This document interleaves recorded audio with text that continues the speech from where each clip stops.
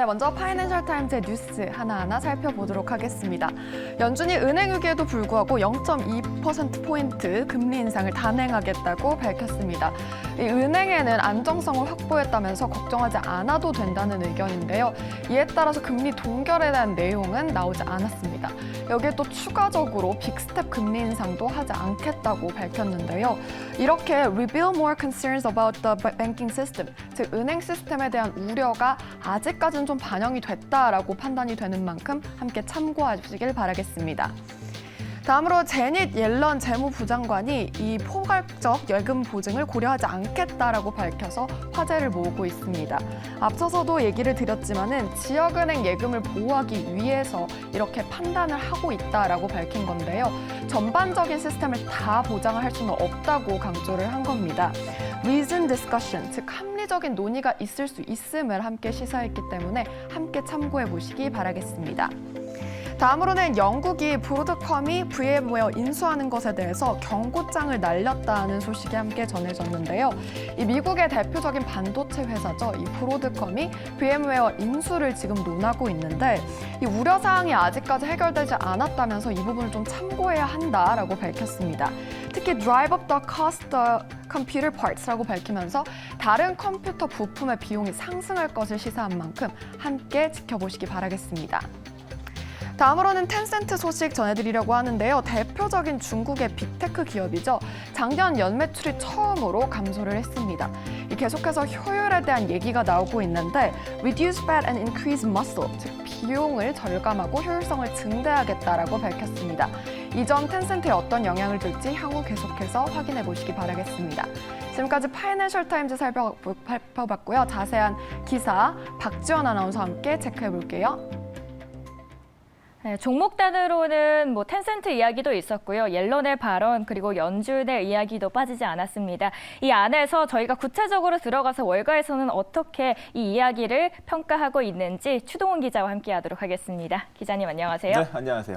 저희가 첫 번째 이슈로도 사실 연준에 대해서 다루긴 했는데 이어서 구체적으로 더 들어가 보도록 하겠습니다. 파이낸셜 타임스의 기사 보도록 하죠. 기사의 제목은 Federal Reserve Presses Ahead라는 기사의 제목이 나왔습니다. 연준이 압박을 가하다라는 내용인데요. 구체적으로 들어가 보니까 Quarter Point Rate, 기사에서는 0.25bp 이야기가 나오고 있습니다. 그런데 연준마저도 어떤 정책 결정을 내릴지 모르는 상황에 놓여 있을 수 있다라는 것을 외신이 전하고 있습니다. 월가의 평가 키포인트 통해서 정리를 해봤는데요. 보도록 하죠. 통상 연준의 통화정책회의에 앞서서 시장은 연준이 어떤 정책 결정을 내릴지 대충 짐작을 할 수 있고 투자자들 역시 경제에 무슨 일이 일어나고 있는지 살펴보는 것이 가능하죠. 그러나 금융 시스템을 둘러싼 우려가 연준의 계획을 뒤집으면서 이번 회의는 여느 때와 다르다는 외신의 평가를 받았습니다. 경제학자들의 전망도 갈렸습니다. 골드만삭스는 금리 동결을 점치고 있지만 이와 반해서 JP모건은 25bp 인상을 예상했죠. JP모건이 우승을 하긴 했네요. 그리고 마지막으로 월피 리서치는 보고서를 통해서 매우 불운하게도 연준에게는 좋은 선택지가 없는 것 같다라고 하면서 만일 금리를 올리면 추가 금융 불안 위험을 키우는 것이고 만일 동결을 하면 지금의 문제를 애초에 일으켰던 주범인 인플레이션이 더 치솟을 수 있다라고 진단을 했습니다. 기자님, 이번에 이 연준의 발표 이후에 시장과 월가의 반응 업계는 어땠습니까? 네, 이번에 연준의 결정 사실 예상했던 대로 결국에 나오긴 했습니다. 자, 지금 이렇게 전망이 갈리는 이유 바로 거의 다 왔기 때문입니다. 금리 인상을 계속 해왔던 연준 같은 경우에 벌써부터 이제 언제 동결을 해야 되냐 아니면은 끝을 내지 않고 조금 더 올려야 되냐에 대한 논의가 나오고 있습니다. 막바지에 다다른 금리 인상이 어디까지 갈지는 지금부터 매우 중요한 변수가 될 것 같습니다. 자, 이러한 상황에서 큰 변수 바로 실리콘밸리 은행의 이제 뱅크런과 그리고 이제 크레딧 스위스의 어려움까지 더해졌습니다. 이런 부분이 더해지면서 결국에 매파적으로 갈 거라고 예상했던 시장의 전망과 달리 결국에는 이렇게 갔습니다. 자, 보시면은 이번 금리는 4.75에서 5%로 결정이 됐습니다. 2007년 이후 15년 만에 최고 수준인데요. 최고 점도가 5%까지 가면서 이제 거의 다 왔는 상황까지 왔습니다. 자, 이러다 보니까 금융권에서는 전망이 갈리고 있습니다. 여기서 멈춰야 된다는 입장과 아직은 조금 더 올려야 된다는 입장, 그리고 일부 이제 금융권에서는 낮출 때가 됐다, 이제부터 벌써부터 내릴 필요가 있다라는 다양한 의견이 계속 나오고 있는 상황입니다. 자, 연준은 성명을 통해서 이번에 25bp 베이비 스텝을 밟은 이유를 밝혔습니다. 먼저 실업률은 여전히 낮게 유지되고 있고 인플레이션은 여전히 높다라는 배경 설명을 했고요. 그다음에 지출과 생산 역시 완만하게 성장하고 있으며 일자리가 지속적으로 증가하는 걸 봤을 때 여전히 강한 고용, 금리를 올릴 필요가 있어 보인다라고 정리를 했습니다. 자, 작년 3월부터 페드는 40년 만에 최고치를 기록했던 인플레이션을 잡기 위해서 이러한 금리 인상을 결정했습니다. 이러한 제로 금리에서 5% 금리까지 오는데 걸리는 시간은 불과 1년밖에 걸리지 않았습니다. 작년 6월부터 4차례 연속 75bp, 즉 자이언트 스텝을 밟았었고요. 이러한 가파른 상승세가 시장에는 큰 부담으로 작용됐지만 페드의 결정은 조금 더 올리는 것이 맞다. 지금은 위험한 인플레이션을 잡는 것부터 시작해야 된다라는 게 결론이었습니다. 자, 이제 결론은 금리의 끝, 진짜로 어디에서 끝이 날 것인가? 이게 최종적인 관심사가 될 것 같습니다.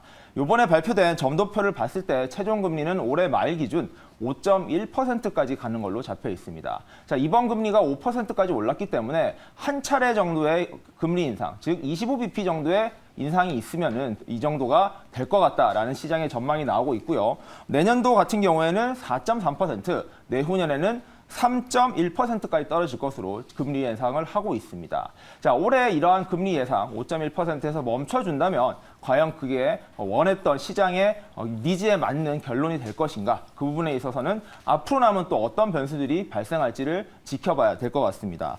자, 올해 이제 물가 전망치도 나왔습니다. 물가 전망치가 3.3%로 나왔는데요. 제롬 파월 의장의 목표는 2%대입니다. 2%대 물가가 잡혀져야지 드디어 금리 인상을 멈추고 시장 안정화가 올 것이라고 밝힌 만큼 이러한 물가 상승이 어디까지 내려갈 것인가, 얼마나 안정적으로 갈 건지도 중요해질 것 같습니다. 자, 남은 과제는 이제 또 대한민국에도 있습니다. 이제 나머지 나라들 그리고 대한민국의 금리 같은 경우에도 미국의 기준금리를 통해서 결정되기 때문에 지금 1.5%포인트까지 격차가 벌어진 한국은행의 결정, 그리고 남은 기관들, 남은 중앙은행들의 결정도 한번 지켜봐야 될 것 같습니다. 당장 영국 같은 경우에는 오늘 밤이죠. 오늘 이제 최종적인 금리 인상 결정이 나오는데 여기 같은 경우에도 25bp를 인상을 하려고 지금 준비하고 있는 만큼 이러한 결정이 예정대로 될 것인지는 지켜봐야 될 것 같습니다. 엇갈리는 전망이 나오는 이유는 그래도 끝까지 거의 끝이 나와 있기 때문이다. 조금만 더 버텨보자라고 말씀을 해주셨고요. 오늘 밤에 있을 BOE, 그 영국의 영란은행, 그리고 이어서 한국의 금리 격차가 얼만큼 벌어질지까지 주목을 해보시면 좋을 것 같습니다. 이어서 박지은 아나운서 통해서 다른 외신들에서는 어떤 이야기들이 나왔는지 함께 보도록 하시죠. 네, 이번에는 마켓워치의 헤드라인 하나하나 살펴보도록 하겠습니다. 연준이 올해 한 차례 더 금리 인상을 예고하고 나섰습니다. 앞으로 조금 더 긴축적으로 이어질 것으로 보여지고 있는데요. 특히나 연준의 목표치인 2% 인플레이션 목표가 아직 갈 길이 멀미 시사가 되면서 앞으로 은행 시스템이 사운드해질 때까지 좀 기다려야 한다라는 의견을 내고 있는 것으로 풀이하고 있습니다. 다음으로는 연준이 인플레이션 둔화의 난관을 시사하고 있는데요. 앞으로 이 연준의 목표치까지 도달하려면 시간이 좀 많이 걸릴 것으로 추정이 되고 있습니다. 특히나 최근의 지표가 물가 강세가 너무나 좀 심각하다라는 점이 강조가 된 점이 확인이 되고 있습니다. 다음으로는 엔비디아 소식 볼 텐데요. 차세대 GPU를 공개했죠. 과연 AI의 승자가 될지 귀추가 주목되는 가운데 이 반도체 업계 현황 지켜보시기 바라겠고요. 마지막으로는 게임스탑 체크해보도록 할 텐데 어닝 서프라이즈 기록하면서 주가 40%대 급등이 나오기도 했습니다. 이렇게 향후 밈주식의 방향성 체크해보시기 바라겠습니다. 지금까지 이렇게 마켓워치 헤드라인 살펴봤습니다. 마켓워치 헤드라인 보고 오셨습니다. 물론 연준의 이야기도 좋겠지만 연준 이야기 너무 많이 하는 거 아니야 지겨워하실 분들을 위해서 이번에는 종목단 이슈를 가져와 봤습니다. 첫 번째로 엔비디아 소식 보도록 하죠. NVIDIA unveils new AI product. 엔비디아가 AI의 새로운 제품을 출시한다라는 소식의 헤드라인입니다. 본문에 들어가면 Wall Street has been growing more optimistic. optimistic은 긍정적이라는 단어인데요. 월가에서는 AI에서 엔비디아의 리더십이 AI 반도체의 포괄적인 성장을 이끌 것이라는 긍정적인 전망을 하고 있다고 적혔습니다. 키포인트 보시죠.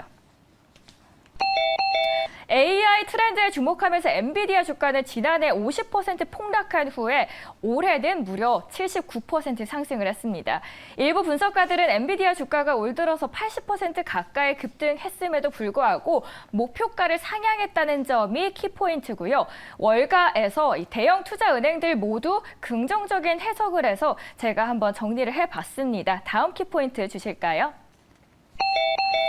우선 뱅크 오브 아메리카에서는 엔비디아에 대한 매수를 반복했습니다. 엔비디아의 신제품이 AI 핵심 이네이블러로서 이 회사의 입지를 더욱더 공고히 해줄 수 있다라고 하고 JP모건도 엔비디아의 지배적인 AI 리더십이 분명하다. 모건 스탠리 또한 절대적, 상대적 기준으로 봐도 너무 비싸지만 그래도 더 갈 것이다라고 합니다. 이번에 엔비디아가 12배 빠른 차세대 제품을 공개했다고 하죠. 네, 맞습니다. AI 시대에 굉장히 주목받는 기업, 바로 엔비디아입니다. 자, 엔비디아가 이번에 연례 개발자 회의를 통해서 새로운 신제품을 보였습니다. 자, 모든 기술 기업들의 고민들, 그리고 굉장히 큰 결단, 바로 가장 큰 기술 경쟁력을 갖추려고 하는 것인데요. 삼성전자 같은 경우에도 초격차 전략을 통해서 시장의 리더십을 발휘하고 있는 것과 유사하다라고 보시면 될 것 같습니다. 자, 엔비디아가 이번에 공개한 제품, 바로 H100이라는 제품인데요. GPU라고 하죠. 그래픽카드의 최신형이라고 보시면 될 것 같습니다.